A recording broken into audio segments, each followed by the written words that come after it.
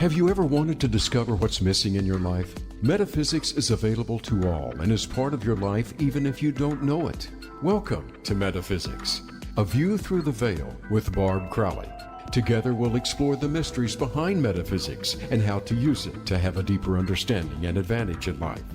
And now here's your host, Barb Crowley.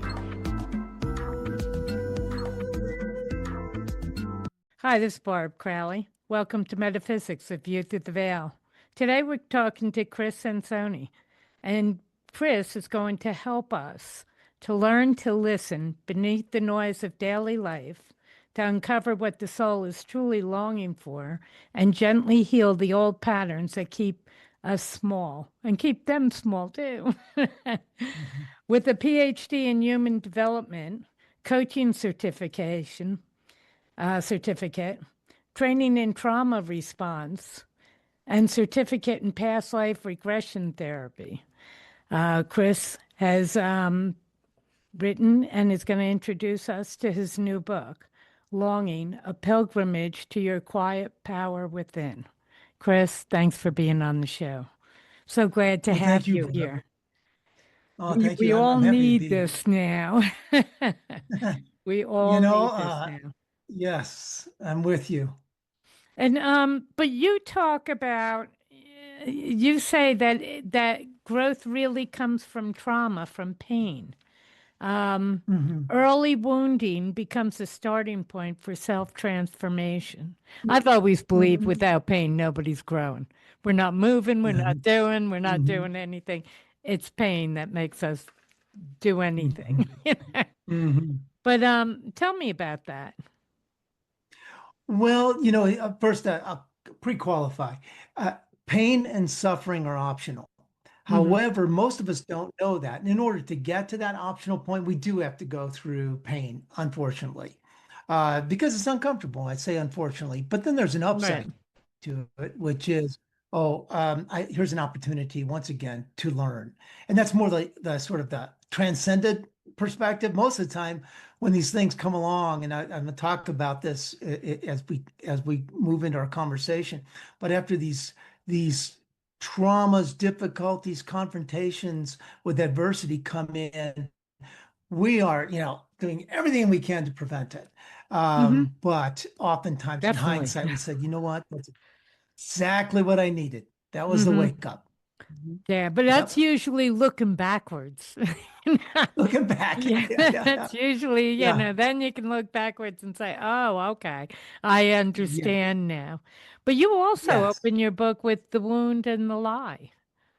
I do. And that's really where I start with that's the core premise of the book, is that, look, we all had these adversities that we've encountered. The core one that we all experience is the wound of birth. And I know that's kind of a perhaps a caustic way to put that, but we do first experience extreme separation at birth, and therefore we endure that kind of lasting wounding until we heal. And that's why we're here, is to really meet that pain with a sense of self-love, compassion, forgiveness that we reach via vulnerability and presence to ourselves. Without all of those qualities, life is very difficult. Yeah. And as I just said, we all have that. We all have that core wounding. How do we heal from that, though? I mean, it's such an abandonment. When you come out of your mother's body and you're in the cold, and you can't function really. Really, and that's that is our very first introduction into this body experience here on Earth as humans. Is we come in from this, I submit it, an etheric reality, and we drop into this very physical existence where we are completely dependent upon others to care for us. Our number one priority at that point is survival, and we know it inherently. A baby cries because they're hungry. A baby cries because they're thirsty, or they're in pain, or whatever it might be. But there is that cry for survival. And then if we continue on up the chain of needs, there's belonging, there's a Mm-hmm. sense of connection and love that we're all seeking, and that we only know that that's going to come from sources outside ourselves. Right. We know that we're at that level, we're inherently powerless. And this is a terminology, or I'll put it this way. This phenomena has been given various terminologies. Some refer to it as the mother wound, so that Mm-hmm. core separation. The Hoffman Institute, where I taught for some 9 years, refers to it as a negative love syndrome. The one I prefer is a description by Pamela Cribby, inherited lovelessness. We inherit a way of being where we find that we are powerless. We begin with Yeah. that powerlessness and dependency on others to secure our survival. Mm. And much more than a sense of belonging and love and connection, we adapt, we adopt, we take on the ways of those care providers because they are our survival. It's all we know. And that's painful. And to Yeah. live in that place of those wounds that come down from that, the passing on of the legacy or the inheritedness of those ways of being from our parents that are based on survival, negotiating for love or what equates to love or in our minds. It's not true love, but that's the pursuit. There's where we go awry. And to live that out as our reality only makes us more and more challenged to not be in a state of discomfort. How do And we ever it's get not, to the, yeah, I'm sorry, how do we ever get to the point of feeling safe and trusting yeah, life, you know, yeah, um, mhm, not being afraid? yeah, not being afraid. That's right. That's uh, not to not be afraid. The first move is to be courageous, right? And Mm-hmm. I know that sounds perhaps a bit redundant or obvious, but if we look at what we inherit, so what we're inheriting is a sense of lovelessness, but the condition is shame that we're not good enough, we're not smart enough, we're not lovable, we're not enough, we're not worthy, we're not, whatever it might be. We come out with these kind of core beliefs about who we are as a being that really don't serve us. And so that's that many, have written about this. John Bradshaw was one of the most prolific writers about this status of toxic shame that each of us carry. When we face that, we are actually on the road to transformation. We don't, all roads lead through shame, through that. And I call it the keyhole through which we must pass Mm-hmm. in order to become open, free, liberated, transcendent, if you will, or transformed. But we have to go into the pain and move with it. So then that way, pain is purpose, or excuse me, shame is purposeful pain. Mm-hmm. How do you, and you work with people individually as well, right? I How do you do. Yeah. bring them, as you said, through that keyhole? How do you bring them Well, to the yeah. shame? Usually they're ready. Usually Mm-hmm. people have reached a point when they come to me or anyone else whom they see as a healer to help them to recognize that first of all, they tried everything and Right. within their purview, right? They've tried this, they've read, they've gone to psychotherapy, they've done Drugs. relationship. What would you say? Books? Yeah, Drugs. absolutely. They've Yeah. done Yeah. drugs, might be mushrooms and, Oh yeah. but they've Oh yeah. done, yeah. Yeah. And not to say those are all unworthy pursuits because they are helpful. But Hmm. there's a point at which a lot of these modalities reach their limit. There's an exhaustion point to psychedelics. There's an exhaustion point to psychotherapy. And so the real work has to continue at a deeper soulful or spiritual level. And that's where I pick up from, is to help people turn inward to that deeper sense of self. It's actually the most powerful aspect of us as human beings. If we look at mind, which is inclusive of emotional, Mm-hmm. emotional awareness, emotional life, um, uh, and the intellect, which is how we think, the thoughts we have, the Right. impression, Right. okay? And of course, then the physical. But once we can move into a place of orientation that has spiritual, soul, however you want to put that, the etheric body, the auric field, however, whatever the metaphysical, however you want to describe that, that is the most powerful aspect of us. And most people avoid that out of fear, which is Mm-hmm. ironic. Mm-hmm. I And understand yeah, yeah, it. yeah. You ought to see the blank stares I get when I tell people I do past life regression or I do soul Yeah, work. yeah, yeah.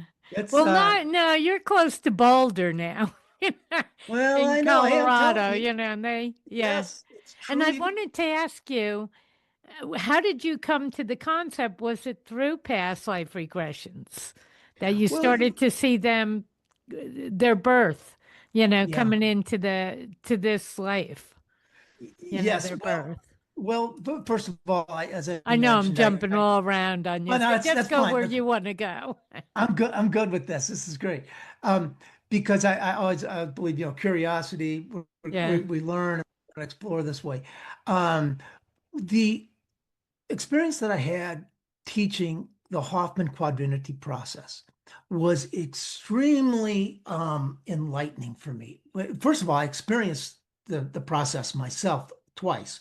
One as an entry, just And what of is the like process? What is their yeah, process? the Hoffman quadrinity process has been around for well over 50 years. Hmm. And it's basically a 1 week immersion experience where two things happen. One is we understand that our life has been governed by these inherited patterns or illusions that we live from and that are making us very unhappy. We've Hmm. learned them from our parents, we learned them from their parents, and so that in that way they're inherited. They've been brought down through the generations. And then once we can see that and have some outrage and some expression about that, we're willing, the crowning point of the process is I release the need to live out those patterns anymore in my life. So we become free from that compulsion. And then we realize that we do have this much more powerful aspect of who we are. And I witnessed this with hundreds of participants over those 9 years who, including myself, came to this point and said, wow, I've been sitting on gold and I have not mined for it. Hmm. And as the poet Rumi said, we sit on gold and we don't mine for it. It's always been here. And so Yeah. I've taken this in a different direction, slightly different direction than the Hoffman process. And I look at the purposefulness of this condition of shame as being a sacred one. Hmm. So our pain is sacred. So is shame then a human condition? Yes, Yeah. absolutely. Yeah. Yeah. I don't know if other mammals experience this, but it's a very, because we have these wonderful, complex brains, we Uh-huh. can cook up all kinds of notions. Yeah. And one of those notions is I'm less than, that the Mhm. godlike beings who provide my care, safety, security, and give me what equates to, I think, to love, or the closest I will experience to love from another being. That is actually a kind of a corrupting influence to how we view the world. It Mhm. becomes clear when we can separate through that the process of forgiveness. Begins with recognizing our parents as human beings and Yeah. realizing there was no ill intent, there was no malintent for most parents. Hmm. Most parents, the vast majority of us, are doing the best we can with what Right. we have. But to stay connected to that out of some kind of loyalty or obedience or habit, habitual learned compulsive behaviors, is to really hold ourselves in a less than position. Once we can forgive parents, Hmm. we free ourselves. So the parents become the past. Let the past rest. We can let our purpose, our true purpose in life rise. How much anger do you see coming out before the forgiveness A part? lot. A lot. Yeah. Anger is the great mobilizer. Now, it's not a state to be locked within. We could just keep going over and over and over into the anger, which what does that get us but angry and frustrated and Hmm. powerless? So recognizing that anger serves a purpose, it helps us release from, to acknowledge the pain and the source of the pain, and then we move on. We move on with our lives here, not in from living from the past, looking over our Right. shoulder. I don't know why this question keeps coming up in my head, but it keeps Hmm. coming up, so I'm going to ask it. How much of this was really taken care of, let's say, in the 50s and 60s when there was religion? When there was religion, Yeah, yeah, yeah. I know that's a weird now question, but I've thought about it 3 times here while we're talking, and I thought, well, I got to ask. I think it's a great question. Oh, I good. think it's a great question. Good. Yeah, yeah. I think that religion, and I'm talking about those sort of organized, Yeah. dogma-based kind of belief system that people ascribe to, Hmm. and we belong because we believe in the Yeah. same things, and then we do practices to reify or to continually establish those as our true beliefs, and we Or we were demonstrate that. born into it and accepted it. We, That's the other one. well, Yeah. that too is a repetition of this habitual compulsive way that we learn these self-destructive patterns.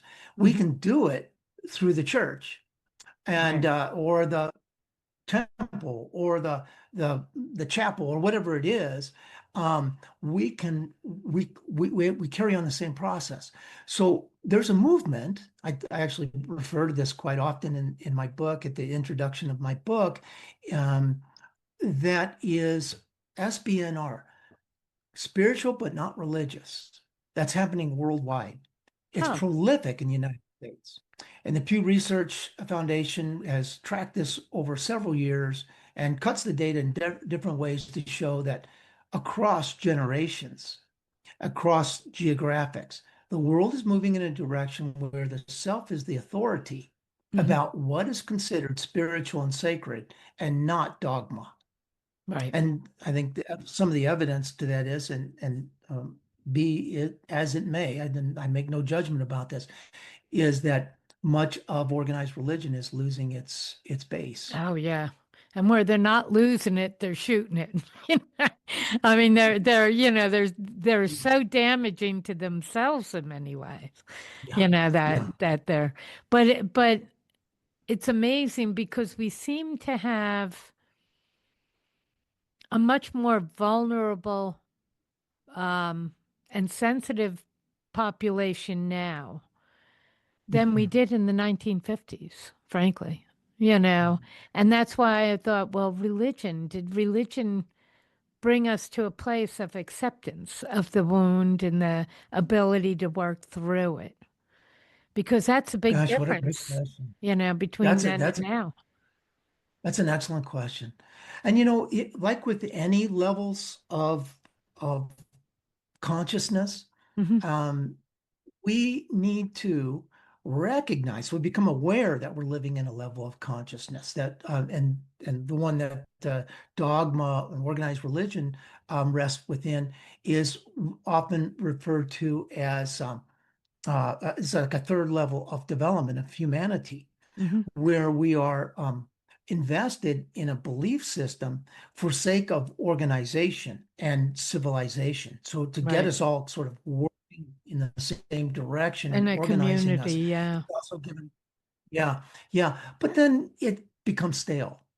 Hmm. But what we do in like in any developmental path is we integrate the learning from that and we take the best of the best experiences of Right. it and qualities of it, and then we transcend it and move on to the next. And it's a constant Hmm. series of integration and transcendence. Yeah. There also So we seemed to learn, be, I'm sorry. There seemed to no. be a moving away from religion naturally, all religions, in about the 60s and 70s. And they've been Mhm. Yeah. collapsing ever since, really. But it Mhm. seems like it really kind of started around then. And Yes. before that, I think it was a very um, peaceful, calming, healing thing to, let's say, the generations before us, but not to the Well, yeah, generations after. And yes. now And if we we've got look to at what go out and find it, I and guess. now we've got to go out and find it. Yeah. Yeah. Yeah. Well, the thing I love, perfect segue. We go out and find it. We think it's out there and we look, and as children, we Mhm. learn to look to the godlike caregivers for Yeah. our Yeah. sustenance and safety, and sense of belonging. Well, hold on. Let's turn here. Let's Yeah. look Let's look inward. in. The Yeah. answers here. And this is what I refer to as the most powerful aspect of who we are is the soul, is the Mhm. connection to our soul. Right. What about the Yeah. loneliness in the The US? I don't know loneliness. about the world, but there seems to Yeah. be such a epidemic, really, of loneliness. They talk about it with men, but I see it with everybody. It's, women, I think, are Yeah. used to it. Well, I used But to loneliness. yeah, But yeah. yeah, yeah. I You know, think it is, I think to their generation, some of the, really the 20s and 30s generations now seem to mm, experience deep loneliness. It's a shame. And a lot of hmm it, I'm sure, is technological, the technology. Yes, But yes, sir. a lot of it seems to be lost. They're lost. They're in I think that's between a real, worlds or something. I love the way you put that, lost between worlds, because I really do believe that and particularly now we are in an acute stage of change. Like Yeah. there is no turning back. I know there are segments of our society and the world that would like to reach back to the past and hold Hmm. on to that with an iron fist and believe that they can remake those conditions today. But we are so far beyond that. Right. That's Right. not possible. But I believe there's a shift that's going on as you're describing a sense of loneliness, of isolation, of over excess individuality, which is, Hmm. I think, part of the reaching back to the past is Yeah. command and control. The ego prevails, men drive the cars, and Right. so there's kind of a masculine dominance Hmm. to that perspective that's being released, and so now we're stepping into a new era. And the loneliness is an experience that we're having that we're needing to solve for, that we're needing to heal. And I think Yeah. that we're going to move into a much more collective kind of connection with each other. As you look forward, um, because one thing we're missing really is community. We talk about the movement of spirituality, but not religion. But Hmm there's a loss of community there because even in the spiritual Yes. community, somehow it's not very tight. It's very loose in a It's way. and I think some of that is there's a reformation, if you will, happening as we speak. Mhm. The old ways are still within that sort of dominant hierarchical perspective that people are growing out of. We don't Right. want someone to tell us how to practice, what Hmm. to believe, how to Right. relate. We need to find that within. And that's going to take some exploration and some experimentation, which is happening at great levels throughout the Hmm. world in so many different domains, Yeah. culturally, racially, psychologically, spiritually. We're investing in all these different experiences that are going to lead us into Hmm. new ways of being with one another. But right now, we're kind of lonely because when I grew up, we lived directly across from school directly across the street from my Catholic church and school. That was our community. Right. We knew Right. our neighbors through that experience of And you knew belonging to families, San right? Gabriel. Generations of those people. Yeah. Yes, Yeah. yes. And we've become more mobile as a culture. We've become less interested in those formal kind of religious Yeah. or even educational. Hmm. Things are becoming much more open. We will find our way. Hmm. We'll find our way to a new way of connecting. But for a while, it's going to look a little lonely and fragmented. Right, right. And that's where the wound, like, Catholic, you brought up Catholic, they start with sin, and that may be the wound, you know, but they start with sin. Well, And then they yeah, spend their whole right. life trying to get past it. I was brought up Yeah, Catholic too. I'm a cradle Catholic. Yeah. okay. So, Yeah, yeah, that part yeah. I know, but it seemed Mhm. seemed to be, and I'm looking at more my parents, there seemed to be a healing, that went on and an acceptance of who they were, Yes, and a community, as you said, all of those things. And we seem to have gone away as those religions broke down. We went away from it. And now we're trying to get back to something. And as you said, yes, going internally to do yes. it. But when we're internal alone, you know, we kind of don't know Mhm. how to do it. You Well, know? that's a really good point, Barb. And I don't think we've meant to do it alone. The Mhm. quest is inward into self. We find our deeper answers there, but we work in support via spiritual communities, mental health communities, well-being communities, yoga studios. When I grew Mhm. up, there was no such thing. But Right. now, Right. yoga studios, meditation retreats, we're finding our way into this as a community Or even where so that we are, you talked about having your office, healing oh, co-op. yeah. What a Oh, great idea. yeah, What a great community right. Yeah. that is. Yeah. The Boulder Healing Hub, there's a bunch of us that get together and have created community, though we are individual practitioners. Yeah, fabulous. I wanted to hear. I'm jealous. Yeah. But you understand what I mean. We're coming out of and Yes. not quite arriving at, on our way, Yes. but not quite arriving. And Yes. ego. So many traditions talk about getting rid of the ego. And you You don't know, think that's a, that's a good idea. I really don't. What I'll say is this. Ego is not the driver. Ego is Mhm. not the orchestra conductor. Ego is a support role that has been given through our psychology to manage the executive functioning of being a human being on Earth.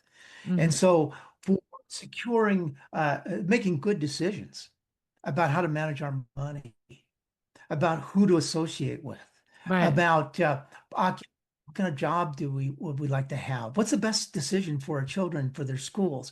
All those kinds of things, those rational efforts that Being are, in life. Yeah. yeah, we need them, right? So we don't want to dissolve the ego and say, the heck with all aspects, rational and executive.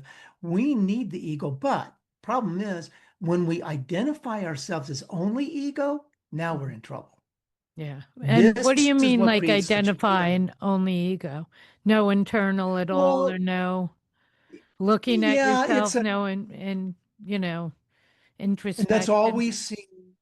This is all we see is a being who identifies with or identifies by certain things, is Hmm. known as a name, as a gender, as a race, as a geographic location. I am a male, white, live in Boulder County, Colorado. I believe this. I am, this is my Right. economic class. This is who I am. No, no, there's much more. And Right. again, this is to look the most powerful aspect of who we are, that creative, life-giving, curious, powerful, centered aspect of who we are as soul and connecting with soul. Ego, yes, thank you very much. I need your support. In a meditation is the best way to refer to ego that I have found is, okay, ego, we are going to meditate now for the next 20 minutes. What I need you to do is make sure that we have a nice quiet place, or we have the right music on, and our space is comfortable. And from here on, you will hold silence for us. Mm. Boom. Oh, Now that's a ego's great got to way to do roll. it. Yeah. To have Let's ego enroll hold the ego. space. Yeah.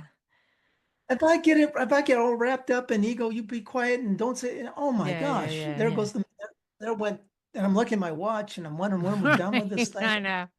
You've That's no activated the fun. ego to I've take activated. I charge and gave it a run the job. show. Yeah. That's right. Yeah. That's At right. which point it's Yes. like, where's my water? I need to go to the bathroom. This doesn't feel good. Yeah, yeah.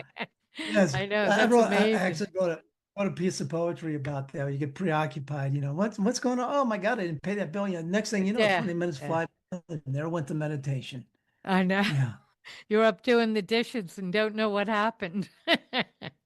I know. Forgiveness, of course. Forgiveness always people talk. Well, let me back up a little bit. With ego, Yeah. we come Uh-huh. in, I think, as real, we come in hardwired. I call it hardwired with the personality. Okay. And we are Yep. that personality. I honestly don't think we changed that much through our lifetime. We may learn to Uh-huh. hide things, but I don't think we Hmm. changed that much, you know. And Hmm. now is that ego? So it might be that I love to be out. I'm an extrovert, da da da, and somebody else is a homebody. Uh-huh. This is part of us, really, almost Okay. from birth, part of us. You know, Hmm. I love to read and with music, or I love to be at a concert. These are different Okay. personality types, really. Is that Mhm. ego too? Is that part of the ego? Because I always put ego That's a in really a good different question. way. My point of reference is Carl Jung. I certified and have administered hundreds of Myers-Briggs type indicators, and we talk about disposition. I have a Hmm. disposition to be introverted or extroverted. Right. I have a disposition to like closure or keep openness. Whatever. Those, I think, gosh, the only way I can really describe, I don't think they're egos. It's the way that the ego gets played out. Yeah. It's just another form of expression. But I think those are predispositions as humans. Hmm. So ego then is what? It's a mistaken identity for who we are. It's actually an aspect of ourself, as I say, that has a purpose and a function to help keep us safe, well fed, um, in relationship, hold us responsible to an So it's agenda. almost like the adult, even if it's in a Yes, kid's body, it's the adult yeah, of making yeah, life and work. Yeah. yes, and then as a physiological, neurological level, we could look at our left brain function as ego, the Hmm. logic, the analytics, Okay. the Yeah. figuring and the planning and the agency that comes from that kind of way of knowing. But it's not ourself, and that's where we get askew is when we believe that almighty logic is us. It's all of us. It's only a Yeah. function of Yeah. us to Yeah. serve us, the greater Yeah. whole. But because it is so active and so well fed through our culture, our practices, our education system, our reward systems through work and other kinds of performances that we make, so much of that ego gets infiltrated with this bigness, this Hmm. largeness or outsizeness that says, I am the most important aspect of all of us. So we wouldn't say that consciously or else we'd know it, but that's the action. And the weaker the ego is, the harder it attempts to be in existence.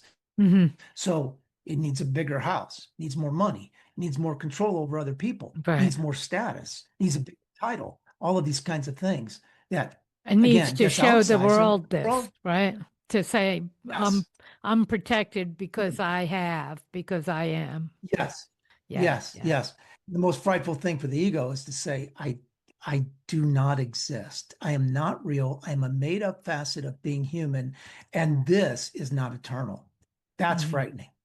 Yeah. Yeah. That is frightening. um, how much of the ego is coming in from past life? Your past life regressionist. So, how Yeah, much, how deeply are we influenced? And how much of the yes. wound comes in with us if we So haven't how much of the healed ourselves Mhm. in another lifetime? Yeah, I think it's considerable. Now, when I speak to that and say considerable, I'm referring to on average with most people. Uh, I think there's a good percentage, and I've heard it stated. I wish I could name the yogi who said this, but I read this years ago, and it seemed to make sense. About 90% of what we believe, feel, and behave according to is from past lives. About 10% is accumulated wow, in that's a this lot. lifetime. That's a lot. Well, that's a lot.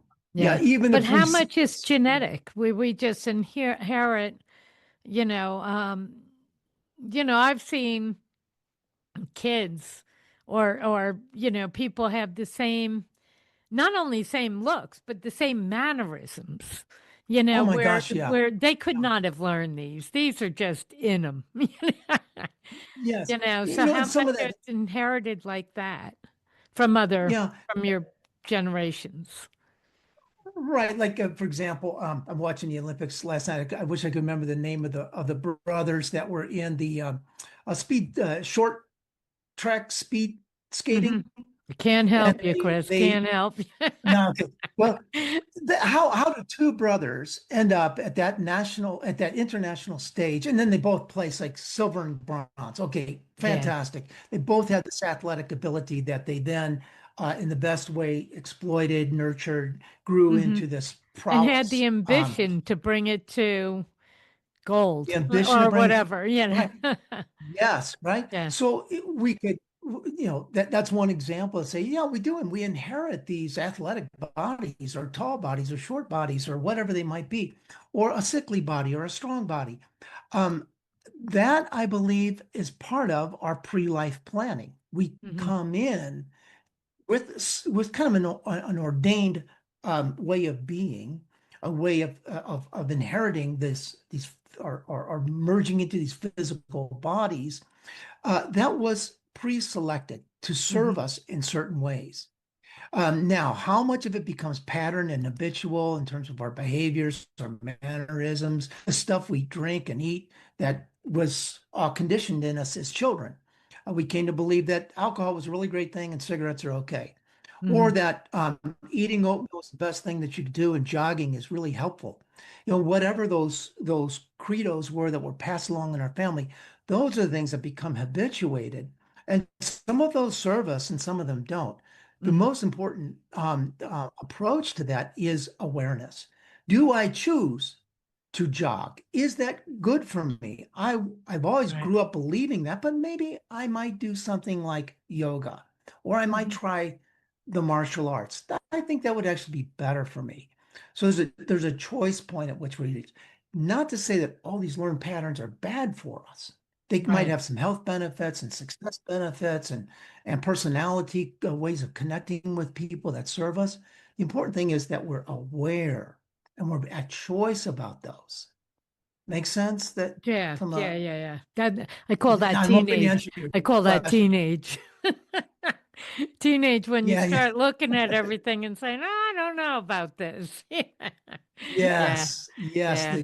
yes. But now back to the past life, then how do you know what's coming in from past Mhm. life and how do you work with that? Because it's You so know, deep, too, as deep yeah, as the genetics. it is. I believe so. And here's one. This is not to avert an answer to your question, but the answer is so what? What difference does it make? Oh, yeah, that must Uh, be true, too.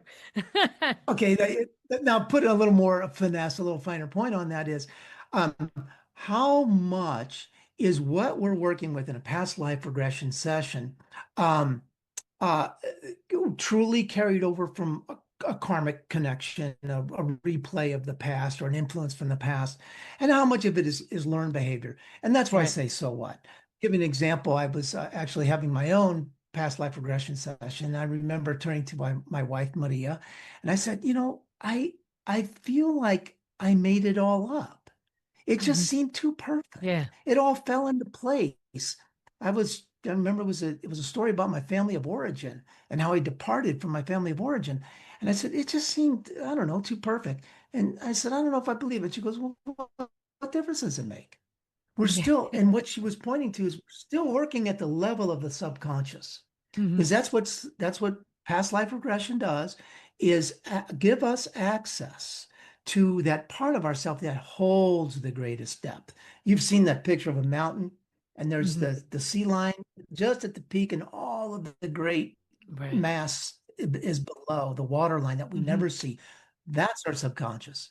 And the more that we can gain access to that and reveal and work with it in a conscious mind is the precursor to our growth. We're then becoming a choice rather than driven by the habitual behaviors, the Right. Right. unconscious aspects of who we are.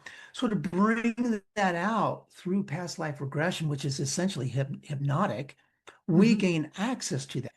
Now, one way to distinguish between a past life regression, excuse me, a past life influencer, a karmic pattern, and one acquired in this lifetime is that it's recurring. It's over and over again present in our lives. Whereas we've done our psychotherapy sessions around this, we've done our psychedelic drug experiences around this, we've done a relational work around this, but bam, this just keeps coming up, either in a recurring thought, a dream, a behavior, or all of the above. So then we gain access to the root of But that, now, which is is, that past life or is that here, or does that not matter? no, When I'm it just saying keeps coming back up. we've done the work. It's somewhere in the past that we need Okay. to Yeah. access. Yeah. Yeah, yeah. Yeah, and then most Hmm. of us have lived hundreds, if not thousands of lives before this one that you and I Yeah. are inhabiting. There's a great history behind us. So who knows?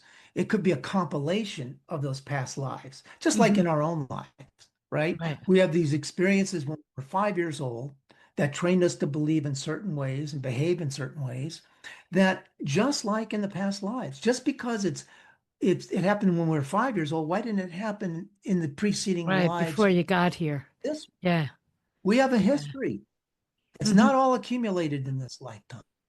And It's far I've too complex seen, for that. yeah, I've seen some people that have fears, irrational fears, and it's nowhere in Mhm. their life. And then when they do a past Yes. life, or when I've done a past life for them, looked into their past life, we see it. And once it's on the table, once it's in the light and Mm. discussed, it's gone. It's gone. Somebody I was Isn't that working with magical? one time, she said, I am afraid of fire. She said, I can be in a huge room, and if Mm. somebody lights a fire, goes to light a cigarette or something, way on the other side, I am aware. I am aware. And we went into her Mm. past lives Mm. and saw how many times Mm. she died by fire. And she Mm. she wrote to me about 6 months later, and she said, I don't know anything about fire anymore.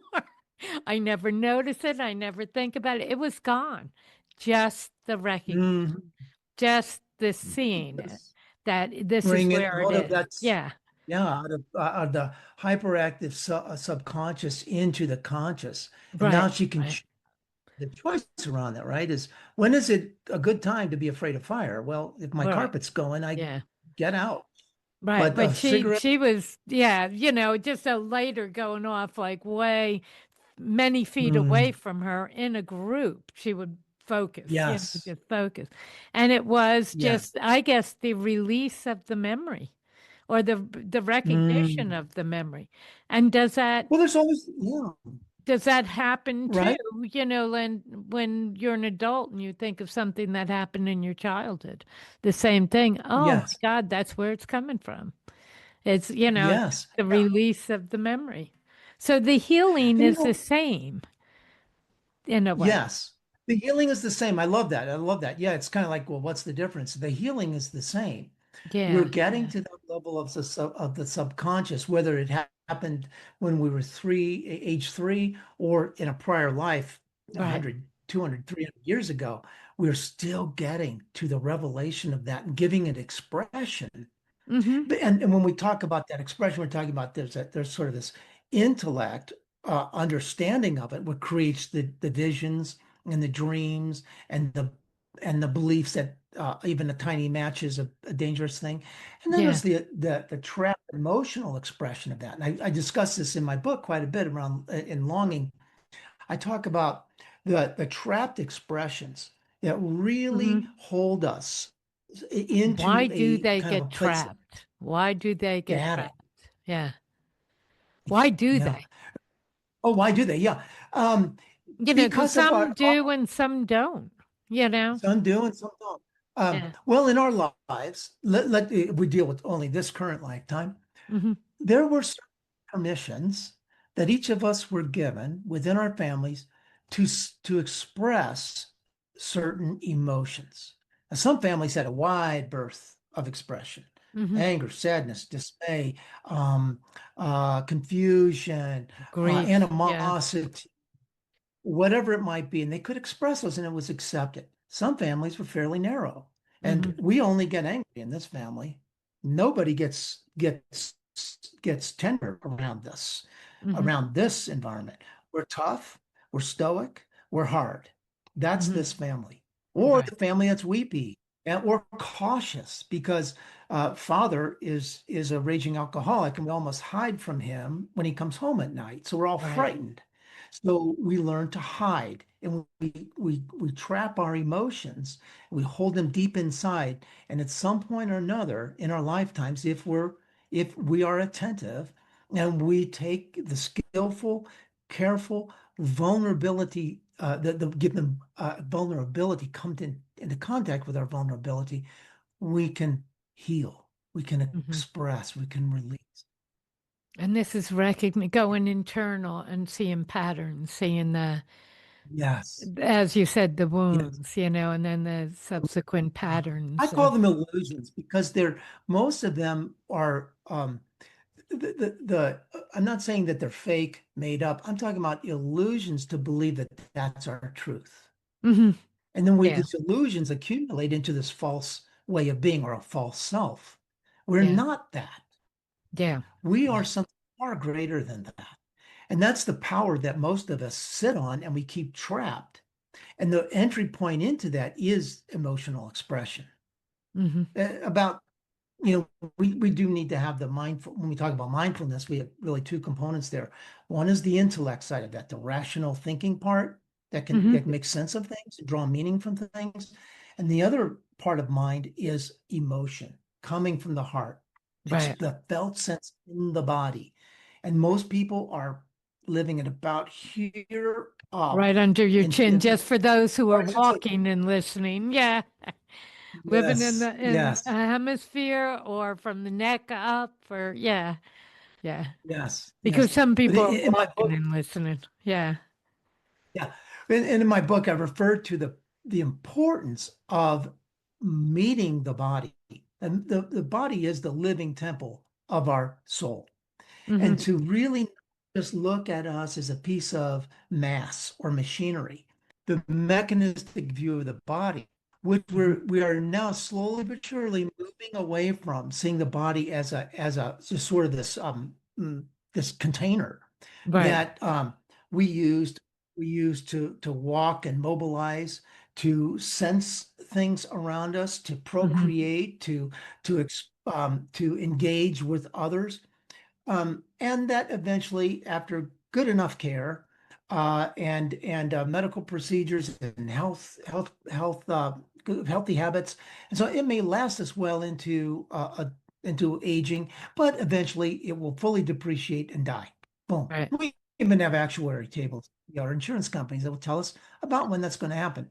Mm-hmm. But there's a greater view of the body, and I refer to this in longing, that is espoused by an ancient Hindu tradition called the koshas. And there's other ways of referring to aspects of the body that are much more than what we see here in the physical. Mm-hmm. There are layers beyond us that are metaphysical in nature, that just because we can't see them doesn't mean they don't exist. And there are those gifted ones who can see them, and they've Mm-hmm. given us descriptions for those. The seven chakras, for example, the energy centers, the regulatory energy centers within the body that bring in life and help to regulate the flow of energy, the vital prana in our being. Those exist within us, and then there are actual layers outside of us we call the etheric body or the Within the koshas. aura. So Within the aura. Oh, yes, yeah. yes, yes, Mm-hmm. each with their own aura. Right. Right. Mhm. And Auric field. yeah, and our world needs training to go there. Yeah. Yes, we need When the I say our vocabulary. world, Western, needs Yes, training to absolutely. to to dip into that world, really. Can Yes, we have absolutely. healing without going there, without getting spiritual? Is it Oh, to possible? a point. Oh, absolutely, to a point. Um, one example has been my own life is I had some highly skilled, highly trusted psychotherapists that I worked with. Mm-hmm. I had considerable childhood abuse, and I worked with him. He was wonderful, and it got me to a point, and I was fully functional, and I was in relationship, but Mm-hmm. I wasn't the person I knew I could be, and I had enough pain that was left over that I know I needed to heal, but the Mm-hmm. healing had to come in some other avenues than talk therapy or um, other kinds of psychotherapy. I Right. needed to do some other kind of work, and that's where the pain actually served me. We talked Mm-hmm. about that a moment ago. Yeah, it just pushes you onward. Yeah.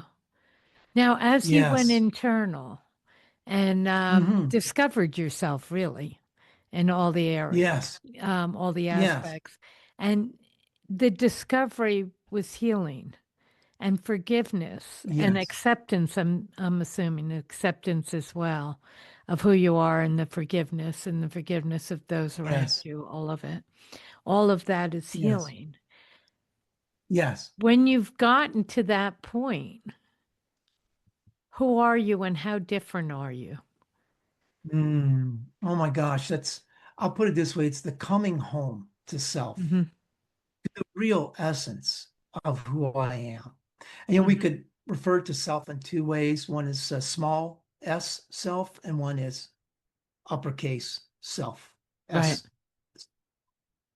And what I'm referring to is the soul-based self, the connection to the mystical aspect of who I am.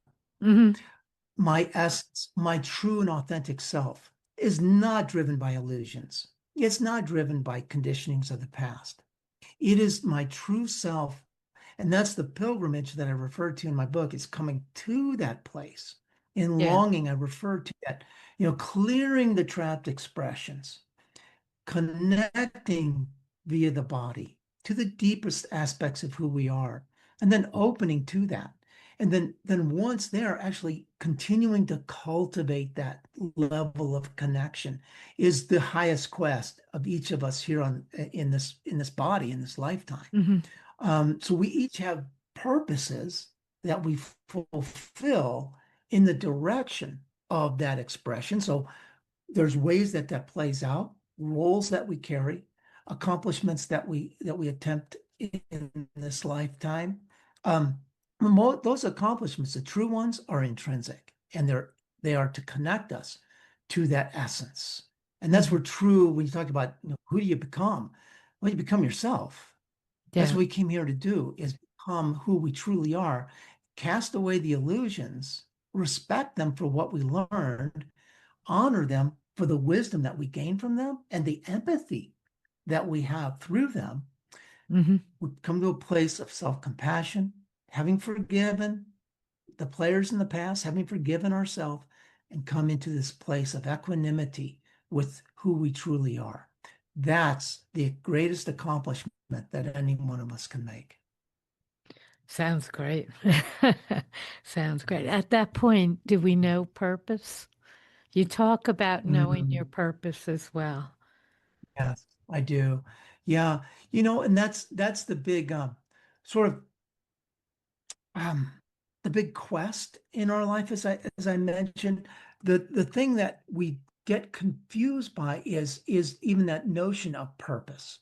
If we hold purpose as roles that we Hmm. are to fulfill, as father, mother, boss, agent, Right. officer, whatever it might be, that's something else. That's the job description. Hmm. Purpose is intrinsic. What am I here to fulfill? Yeah. What what is part of my higher quest?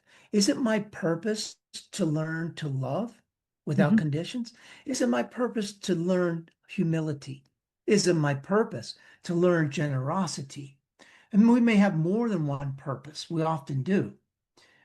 Fine point here is that's different than having a life mission. When I talk about mission, I talk about a sacred quest. Some of us have a mission to fulfill, and Hmm. that's a different thing than purpose. Do That's an we outcome. all?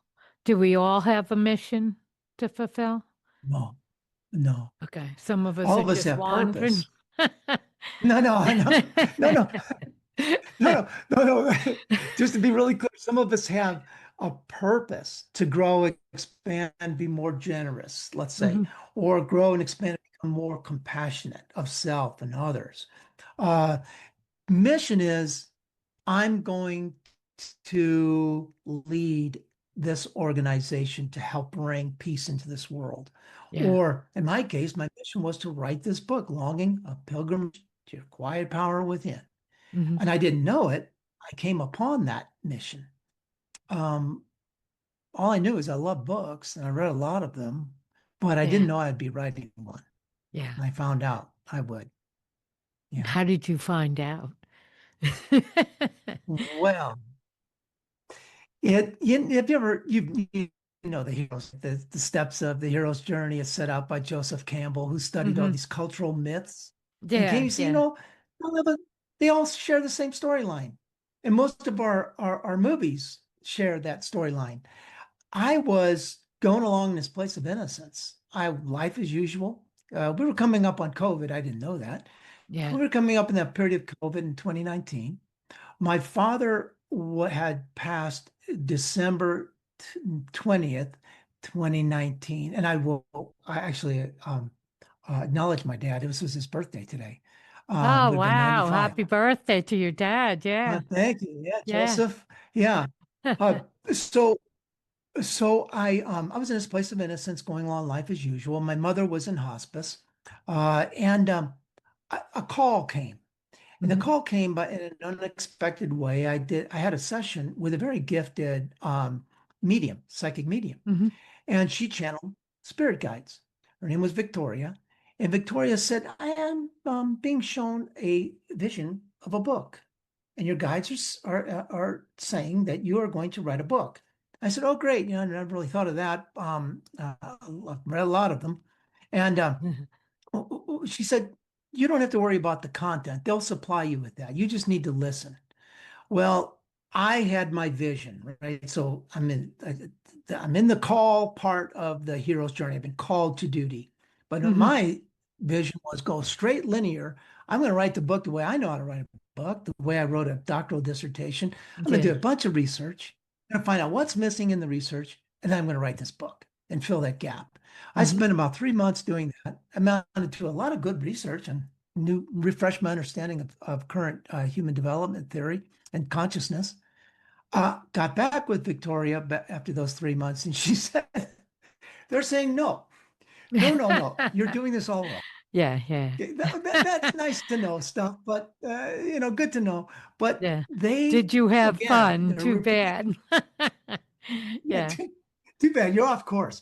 Yeah. So I became immersed as part of my hero's journey, immersion in the mystery and to truly understand what I did not know and to engage in the mystery of discovery. And Hmm. so I was a little defiant about it. And I grabbed my writing pad and pen, middle of COVID, nowhere to go. Hoffman was Yeah. all shut down. Weren't doing anything in person. Couldn't get on an airplane. I landed on my floor one evening and I said, what? Got the pen. A poem came, and I had never Mm. written poetry. Wow. Name of the poem was Begin. It's actually the first to appear in my book, Hmm. Longing. And I started with that. And then it I started longhand and I wrote and I wrote and I wrote. I filled up a tablet of paper. Next night, the same thing, on and on until I accumulated some 8 tablets of paper of continuous writing, some of which was illegible. I didn't know what it meant. It Yeah. was difficult to understand or even to read, but I got the core messages from it.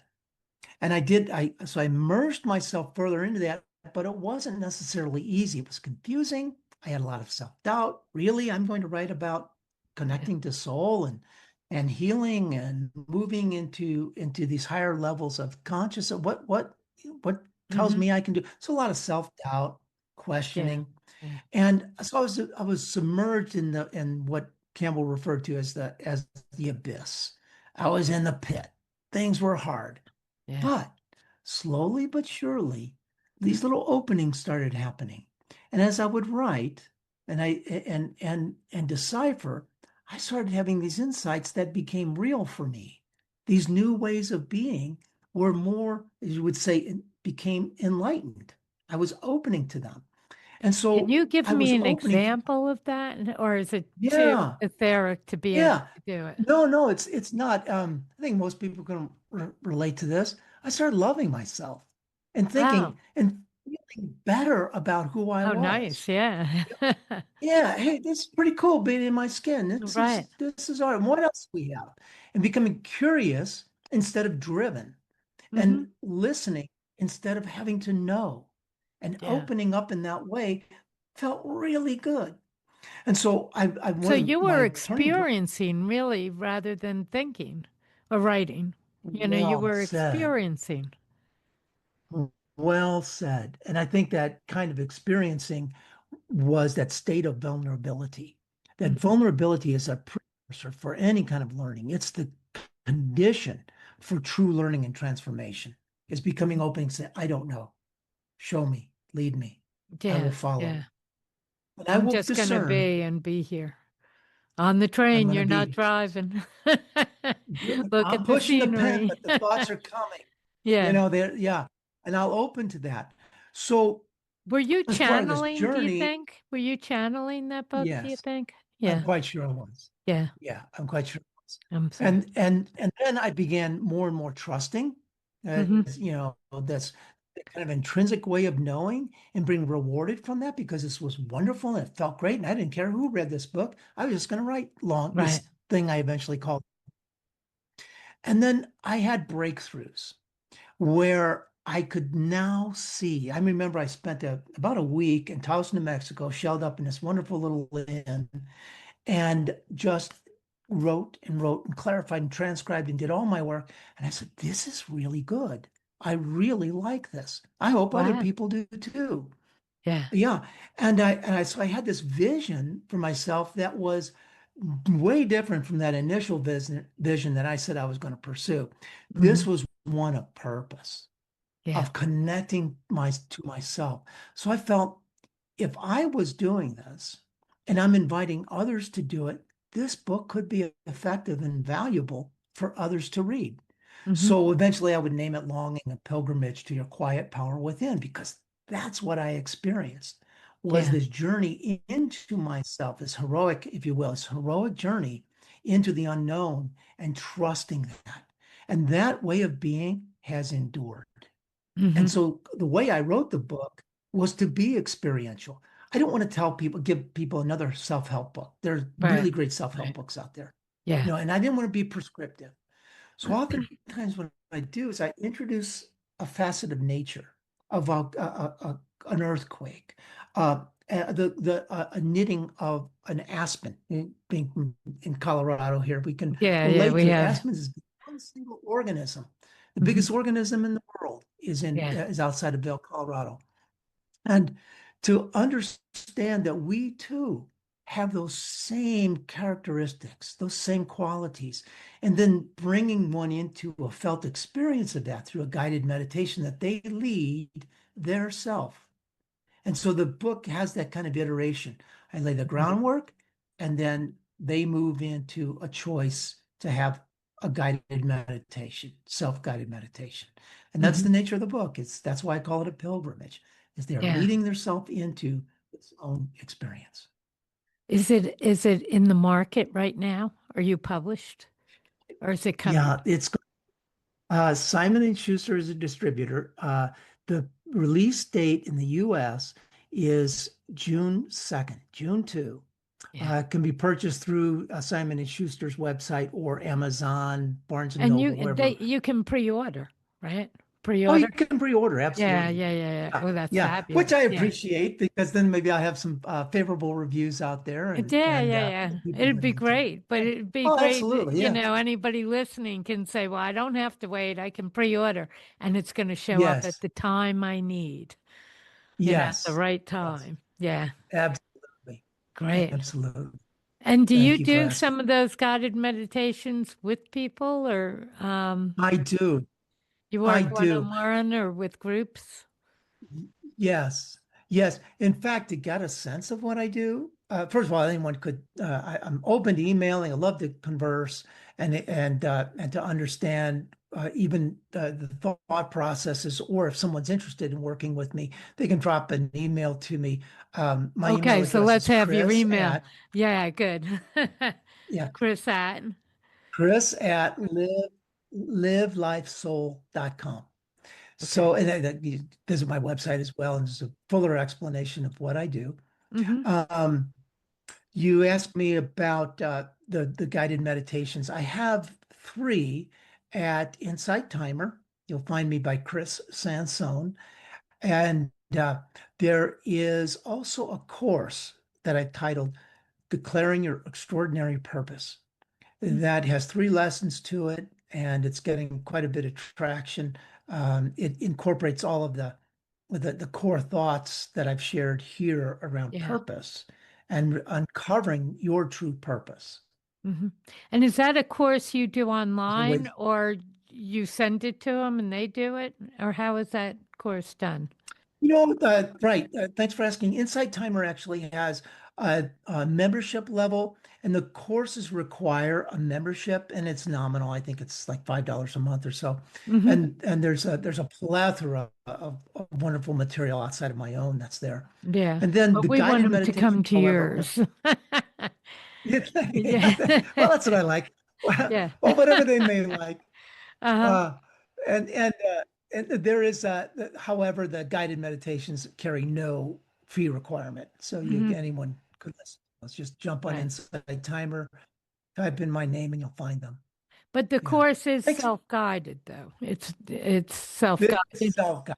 There are Yeah. three Okay. lessons within the course, and yeah, and it's in and there's what I inspire is self-reflection, is Hmm. because all of this really is within the self. As I said, this Right. wonderful aspect of who we are exists here, often untapped. It's a way Hmm. of tapping in. And do you work one-on-one with people if they get hold of you?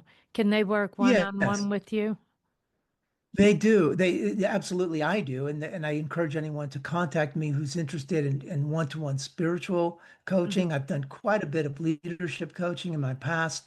I still do some, but it's in the domain of evolving to spirit and Hmm. asserting one's true purpose in life as a Right. leader. Yeah, great. I also um, provide past life regression sessions. I Hmm. like to work in series. So to do one is okay, but really to do up to three really gets to the deeper healing Hmm. um, that's possible through past life regression. Yeah. Okay, great. And you can do it over Zoom as well as in You can do it person. over Zoom. The only thing we need is your camera on and to be able to hear. Mhm. Oh, good, good, good. Thanks. And let me have your website again for anybody who didn't Yes, write it down the first time. You got a chance here. It's thank you, Barb. also on It's my website. You can come to my website or the show. Just follow through the show. We'll have it printed there too, but let's have it from you again. Okay, thank you. It is www.livelifesoul.com. Great, Livelifesoul.com. great, And as I say, you can email me through the website or drop a line at chris@livelifesoul.com. I'll be great. happy to yeah. Chris, thanks so much for being on. I've really enjoyed our conversation. And your Barb, book looks great. oh, thank you. Great. Thank you. Thank you so much. This has been an absolute pleasure and a learning experience for me. And I love your curiosity and willingness to jump in and explore this. Thank you for this Yeah, opportunity. great. Thank you. Thanks for being on. All right. Bye-bye. Bye now.